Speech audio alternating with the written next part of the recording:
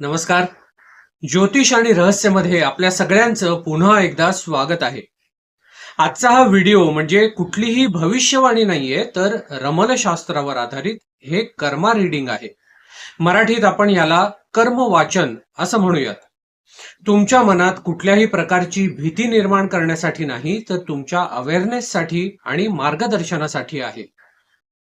नुसतं general reading किंवा predictions किंवा पुढे काय होणार आहे हे जाणून घेऊन खरं तर आपल्या आयुष्यात तसा काहीच फरक पडत नाही. मग त्यापेक्षा आपण आपले कर्म समजून घेऊयात. आपल्या आयुष्यात सध्याला ज्या काही गोष्टी घडतायत, ज्या काही घटना घडतायत, त्या एक्झॅक्टली का होत आहेत, त्याच्या मागचं रूट कॉज काय आहे, मूळ कारण काय आहे, ते आपण समजून घेऊयात. अवेअरनेस आणि जाणीव हीच आपल्या आयुष्याच्या बदलाची पहिली पायरी असते.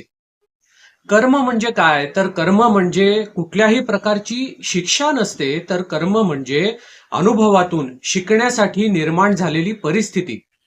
आपण जोपर्यंत तो अनुभव, ती परिस्थिती व्यवस्थित समजून घेत नाही, तोपर्यंत ती परिस्थिती सतत पुन्हा पुन्हा आपल्या समोर येऊन उभी राहते. यालाच कार्मिक सायकल, कार्मिक लूप किंवा मराठीत आपण त्याला कर्माचं चक्र असं म्हणतो.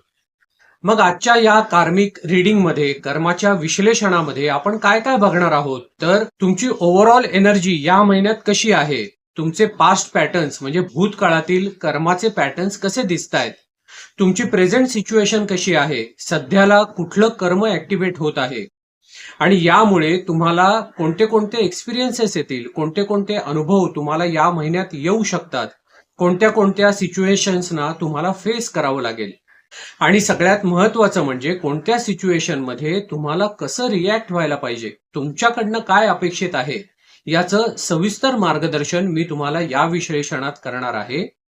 ही माहिती मी तुम्हाला अत्यंत साध्या, सरळ आणि सोप्या शब्दात समजावून सांगणार आहे.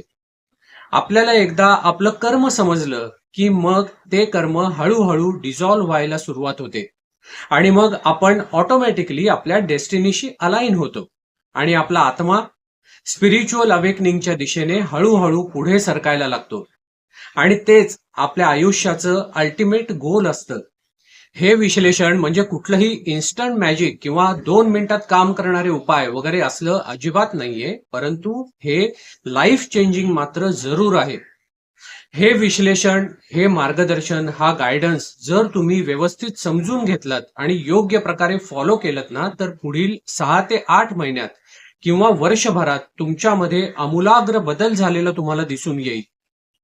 आत्ताचे तुम्ही म्हणजेच 2026च्या सुरुवातीचे तुम्ही आणि 2027 मधले तुम्ही, यामध्ये जमीन आसमानाचा फरक असेल. तर सुरू करूयात आजच्या या कर्म विश्लेषणाला.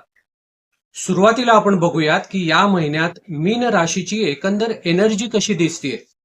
फेब्रुवारी महिना हा मीन राशीसाठी इमोशनली डीप, सेन्सिटिव्ह आणि थोडासा कन्फ्युजिंग असा असेल.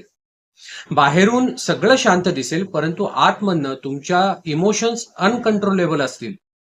इतरांच्या भावना अगदी सहजपणे ऍब्झॉर्व करण्याची वृत्ती तुमच्यामध्ये वाढलेली असेल. तर एकंदर हा महिना तुम्हाला काय शिकवतोय की तुमच्या मनात इतरांबद्दल असलेली करुणा ठीक आहे, तुमच्याबद्दल तुमच्या मनात जी करुणा आहे ती ठीक आहे, परंतु ती करुणा असतानाच तुमच्या बाउंड्रीज, तुमच्या सीमा बघणंही तितकंच आवश्यक आहे. तुमचे भूतकाळातील पॅटर्न्स म्हणजेच पास्ट पॅटर्न्स कसे दिसत आहेत, तर भूतकाळात तुम्ही अनेकदा स्वतःला मागे ठेवून दुसऱ्याच्या मदतीला धावून गेलेले आहात. कोणाच्याही दुःखाला नाही म्हणणं हे तुम्हाला जमत नाही, हे तुम्हाला अवघड जातं. म्हणजे स्वतः थकलेले असतानाही, स्वतः दुःखात असतानाही तुम्ही दुसऱ्याचं ओझं स्वतःवर उचलून धरता. हा पॅटर्न असं सांगतोय की सहानुभूतीच्या नावाखाली तुम्ही स्वतःचीच एनर्जी वेस्ट करत आहात. तर या महिन्यात तुमच्यासाठी कार्मिक टेस्ट काय आहे, तर स्वतःच्या बाउंड्रीज ठरवणं.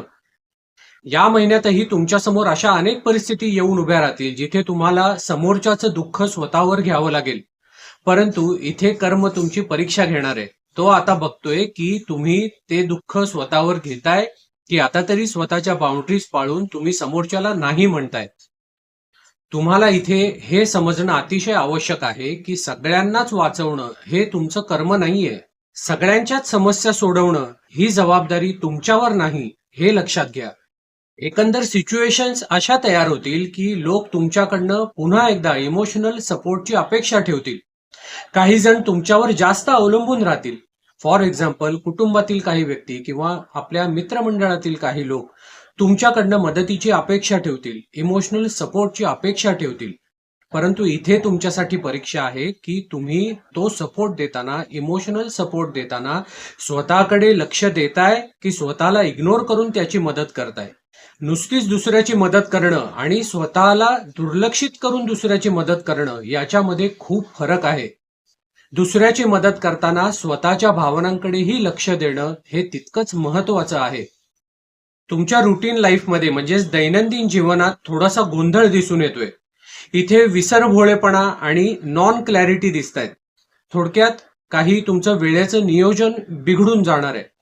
एखाद्याला तुम्ही एखादी वेळ दिली असेल भेटण्यासाठी आणि ती वेळ तुम्ही विसरून जाल किंवा उशिरा पोचाल, अशा प्रकारचे काही गोंधळ तयार होतील असं चित्र इथे दिसून येत आहे. या महिन्यात तुमच्यासाठी स्पिरिच्युअल लेसन काय आहे, तर एक म्हणजे स्वतःच्या बाउंड्रीज ठरवणं आणि दुसरी गोष्ट म्हणजे दुसऱ्याबद्दल असलेली तुमच्या मनातली करुणा आणि दयाळूपणा म्हणजे स्वतःला विसरणं नव्हे, तर जेव्हा तुम्ही स्वतःची काळजी घेऊन दुसऱ्याची मदत करता तेव्हा ती मदत अधिक शुद्ध आणि प्रभावी होते. आजचे हे मार्गदर्शन, आजचे हे गायडन्स जर तुम्ही व्यवस्थित समजून घेतलं आणि योग्य प्रकारे फॉलो केलं ना, तर तुमच्या कर्माचे हे जुने पॅटर्न्स हळूहळू डिझॉल्व्ह व्हायला सुरुवात होईल आणि कर्माच्या या चक्रातून बाहेर पडण्यासाठी तुम्हाला मदत मिळेल. आजचे हे कर्म विश्लेषण जर तुम्हाला आवडले असेल तर व्हिडिओला लाईक जरूर करा आणि चॅनलला जर तुम्ही अजूनही सबस्क्राईब केलं नसेल तर जरूर सबस्क्राईब करा. भेटूयात पुढच्या व्हिडिओमध्ये. श्री स्वामी समर्थ.